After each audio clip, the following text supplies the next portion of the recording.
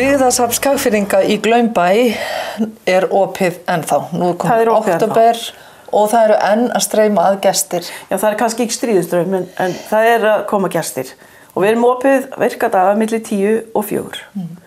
Lokum helgar, komum samt ef það einhver sem hefur mikla þörf fyrir að komast inn. En við erum, og ætlum að halda því út október, hafa opið virkadaga.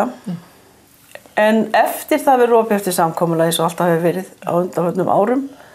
Og það eru þegar farnir að bókast hópar fyrir 2016. Já.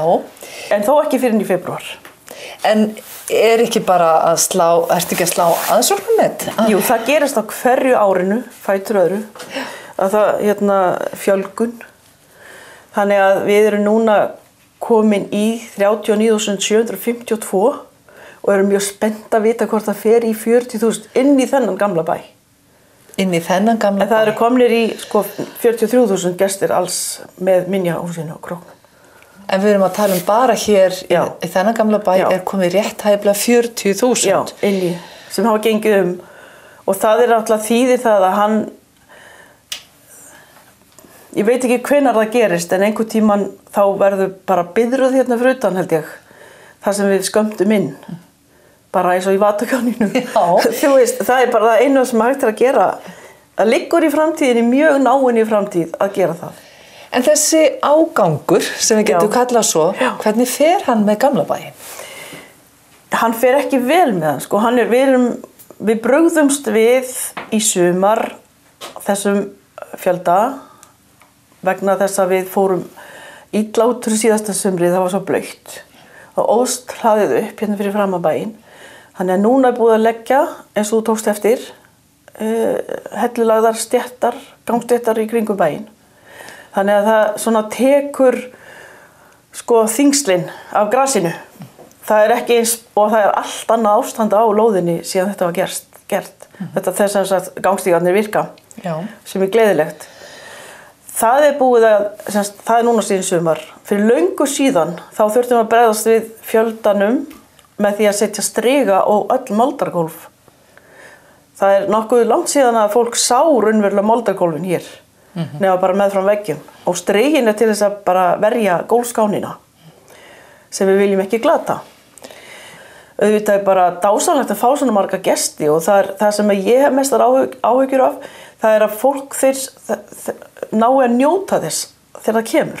Njóta heimsóknarinnar. Af því það jú allt öðruvísi að vera með í kraðakja fólki með bara næsta hausu bara við andlitið, heldur en að vera bara með sjálfum sér inn í þessum húsum. Friðurinn allt annar. Já, allt annar. Og það náttúrulega fólk sem að koma og borga inn, það náttúrulega heimting á því að fá almennilega þjónustu getum við sagt og það þýðir bara fáir inn í einu. Hin hliðin einmitt tekjurnar sem hafa þá greinilega aukist verulega. Hafið þið nýtt tækifærið og hækkað aðgangi líka? Nei, við höfum ekki gert það undanfarin ár en nú stendur það fyrir dyrum að nota hærri aðgangseyri sem vörn. Já.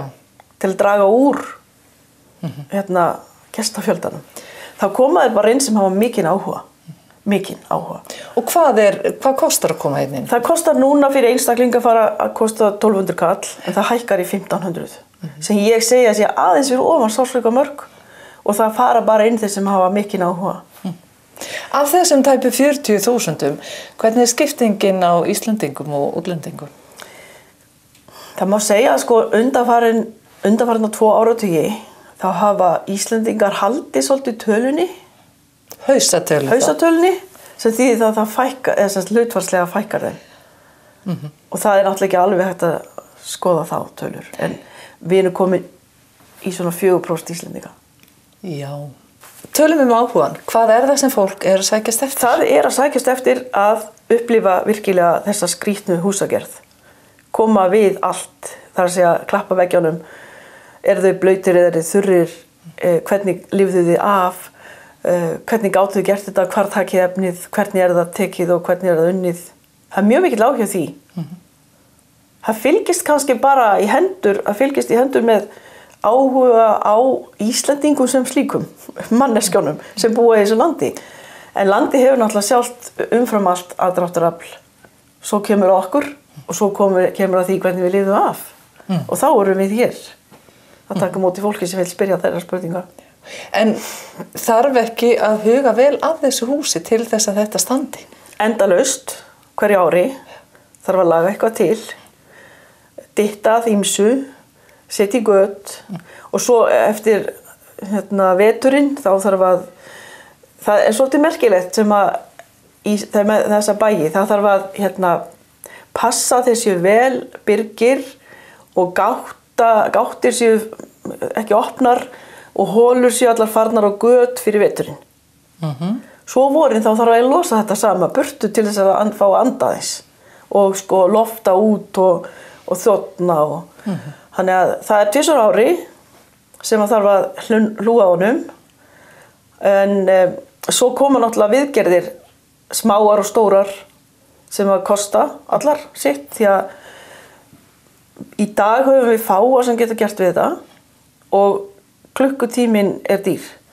Þannig að þegar farið viðgerðir þá er reynt að sjá nákvæmlega hvað hægt að komast af með. Bara svo sem eins og var gert í gamla daga því að menn voru ekkert að rífa niður heilu veggina það var hægt að gilda það upp eins og kallað var. Tóku bara partinn sem var bilaður og það gerum við líka. Notum bara sömu aðferðirnar. Hvað heldur að verði langt þangað til að hingað streyma 80.000? Ég vona að það verði aldrei en ég bara get ekki sagt þér það. Hugsanlega í framtíðinni, það fyrir eftir hvernig við bregðumst við á svæðinu. Og það er það sem ég kvíði svolítið fyrir.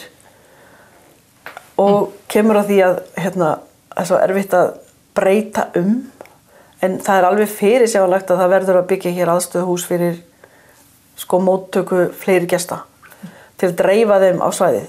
En það að breyta svona svæðum eins og þar sem gamlir bæir standa og hvort sem heitir Grenjaðarstaður, Laufás eða Glaumbær eða Bustafell eða Keldur eða Núpstaður. Það er alveg sama hvar það ert. Hvað þolir svæðið? Hvaða breytingar? Við höfum flutt hingað 2 hús sem eru kurteist timburhús frá 19. öld og er hægt að setja upp á bíl ef við viljum losna við þau. En stórt frekt aðstöðuhús í næsta nágrenni það er varanlegt. Svo mér finnst við Skagfirðingar eigum að hugsa okkur vel og vandlega og átt okkur á því hverju við fórnum og hvað við græðum. Áður en við förum hugsum þegar koma 80.000 gestir hvernig ætlum við að taka á móti þeim. Viljum við þá? Getum við tekið á móti þeim? Ég býst við að flesti segja já við því. Og þá þurfum við náttúrulega að stíga skrefið.